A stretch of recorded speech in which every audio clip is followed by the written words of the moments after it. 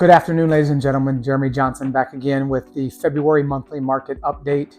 And this is just going to be a two-part. It's on the latest on the home prices and the rates on where they're at. If you guys remember and you watched last month, we talked about how Keeping Current Matters was projecting the year of the fives. That was 5%, at least 5% in appreciation on home prices. Mortgage rates being in the fives, and 5.99 is in the fives. And then 5 million houses sold. So what we're going to start with is, and a big reason why we do these monthly ones is that education piece, because this first chart we'll show you here, it shows that still 24%, so a quarter of Americans still believe that there's going to be, the house prices will go down over the next 12 months. It's a lot better than we were at the beginning of last year, coming off of the end of 2022, when there was all these other crazy projections out there, and it had a 37% of Americans thought that, but it's still 1 in 4, and that's too many. So again, the purpose why we do these every single month is just to educate, provide you the facts, really get after educating you with the information so you can make the educated, non-emotional decisions. So we're going to recap here, and these first couple slides here are really getting after what we've talked about before. But it's nice because with the year starting, it's good to talk about the 49-year average of the monthly price movement. So we're talking about home prices in this first part. We'll talk about rates in the second part. But it's very important that we go back to this because there's ebbs and flows in everything, and especially in real estate. Big ones in the real estate market, as I've talked about before, being the 2007, 8, 9, and 10 housing crash. Of course, the pandemic we call the unicorn years. So there's big ebbs and flows, and you'll see that throughout this presentation this month. But let's go to the facts and historical data that shows us what the market normally does. So this slide here is the 49-year average of the monthly price market. We've talked about it before, but this is typically what home appreciation does in the months of January through December of each year. And as you can see here, 0.12 slow in January, starts picking up a little bit in February. The housing peak has always been March through August, is going to be when the most appreciation is. It's also when the majority of the buyers are entering the market. And then it dies down in the fall and the winter as people are enjoying the holidays and things like that. So with that, I want to show you this chart that overlays it and shows you where we were at for 2023. Now, the last data pulled for this is November. Everything comes in about a 3-month lag. So next month we'll have December's and we'll know the whole 2023. But you can see, and we've showed this before too, we did have a slight depreciation, and what I will call a deceleration of appreciation that did not meet the 49-year average in November. But recapping the whole 2023, as remember we entered the market, if you guys remember and you were listening to these last year, there was news headlines that things were going to decline 5, 10, 15, 20%. It was just all over the negative news and everybody was kind of panicking. And you can see what we did. And the average on this right here, so the black is the 49-year average, green is what we did in 2023. And we had the exorbitant amount of price appreciations in the month of March, April, May, and June. So this is not a picture of home prices they're crashing. This is a picture of they're getting back down to that normal 49-year average. And I think that's very important to understand. And so we don't make the emotional decisions and the radical decisions. But I'm telling you right now, you'll see headlines if you haven't seen headlines already. Here comes the housing depreciation that we talked about before. Look at November, it depreciated, and so on and so forth. But our hope and our strategy is to provide this to you to tell you we were still at positive 5.1 last year on home appreciation in a year that people were talking about -5, -10%. So hoping that really helps. So you can see by this chart here by Brian Luke, head of real and digital assets S&P, says November's year-over-year gain saw the largest growth in the U.S. home prices in 2023 with a national composite rising at 5.1%. FHFA has it at 6.6. FHFA is government-backed loans, so it's a little bit different there. But overall, about 5.1%, as we were saying.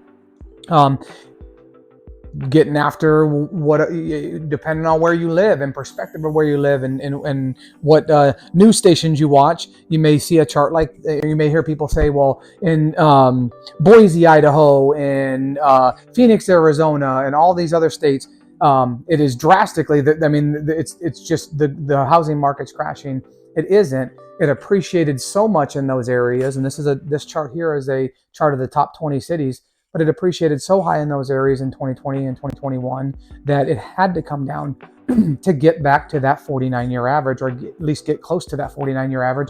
The house prices couldn't keep rising as much as they were, and then the interest rates are where they're at. People wouldn't have been able to afford a home. So you look at this chart here, and this is over the the top 20 cities.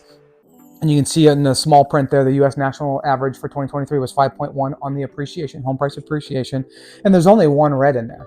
And I don't say only because some of the individuals on here may be living in the areas like Denver, Colorado, and Dallas, Texas at 1.5, 1.7. Hey, Jeremy, it's not meeting that average of where it should be. It wasn't even close to 5.1. It's still appreciation in everywhere but Portland. And so my hope is that there's again, some facts in that, and that kind of points to it to help you understand. And that's where I wanted to take you. So this chart here is an average of the last 43 years of what home appreciations do. And you can see in there the blips that we talked about, the bumps in the road, the housing crash, which is in red on that chart, the craziness in the unicorn years of 2020, 2021. It still averages and shows that 4.86 is the 43-year average. So we're not talking about just 1 year at a time or 1 month at a time.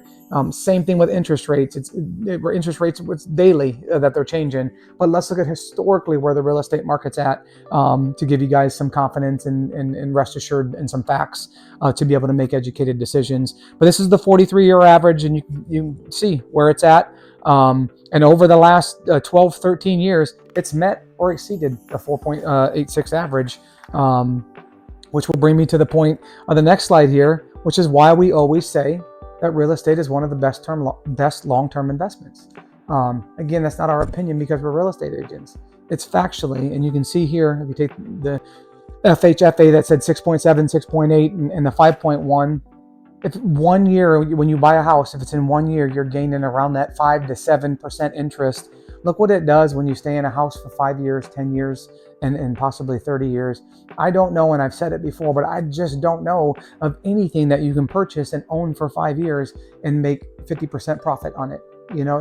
It doesn't happen. But homes historically over the last 49 years to 43 years are just the best long-term investment, pure blank. Pure and simple. So the next slide here is just going to point on what the projections for 2024 are. So the average of these 8 experts, real estate experts, still has a 2.7% appreciation. I will remind you again, that was in the negatives, leaving 2022 coming into 2023, and we had a positive 5.1. So I really believe that 2.7 is even going to be higher, and I believe that based on a 49 and a 43-year average. You'll see the red blip on there. That's Realtor.com. I just want to give a point to that. Realtor.com only pulls their numbers every 3 months. That was actually pulled in November of last year, right when we hit the 30-year fixed loans hit 8%. So that was their projection, and that's where all these projections are.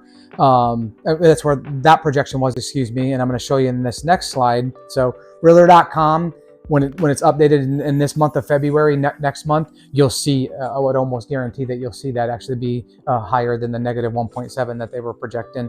And you can see on this last chart I want to show you here, the home pricing forecast from the other 7 individuals, and you've seen those on the last slide, but where they were at in November. So Realtor.com was negative 1.7, Goldman Sachs was 1.9. And you can see the adjustment that they made, and this is as of January 29th of this year. They went from 1.9 to 5.0. So the changes here go from a 0.2 increase up to a 3.1 increase in just the 2 months, because they're factually seeing that sellers are being more open to selling their houses now. They kind of wrap their heads around it. Buyers' demand really never died down. So the price appreciation is still projected to be at that 43-year average. I believe that point of me showing you these 2 slides was that I believe that 2.7 will even be higher, and Realtor.com will adjust when the report comes out this month, and we'll see it next month, because that's that 3-month lag that we're talking about. Providing real estate facts. So why do we do this? And we talk about it all the time, and anything that we do, anything you do, I would highly recommend that you have a strong why behind it, and it's pure and simple to educate, to provide you fact-based, data-driven information so you can make an educated decision. I'm not saying to make a decision so you'll buy a house from us or from somebody else. It's just pure and simple. You have the facts. You can make that educated decision if it's the right move for your family.